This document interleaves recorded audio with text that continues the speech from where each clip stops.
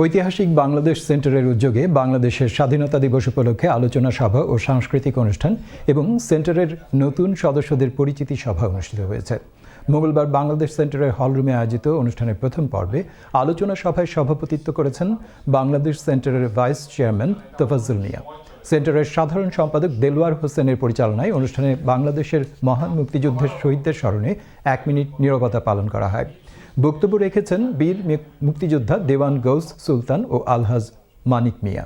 সেন্টারের নতুন সদস্যদের উদ্দেশ্যে বক্তব্য রেখেছেন সেন্টারের vice chairman miss Gulnehar Khan, vice chairman Mamun Rashid, vice chairman Anwar Ali, permanent member Shamsul Islam Selim এবং পার্মানেন্ট মেম্বার সাংবাদিক মিসবা জামাল। দ্বিতীয় পর্বে অনুষ্ঠিত হয় বাংলাদেশ সেন্টারের শিল্পী ও আমন্ত্রিত শিল্পীদের সমন্বয়ে সাংস্কৃতিক অনুষ্ঠান। ধনঞ্জয় পাল ও হাফসা নূরের পরিচালনায় বিলেতে স্বনামধন্য শিল্পীরা গান পরিবেশন করেছেন।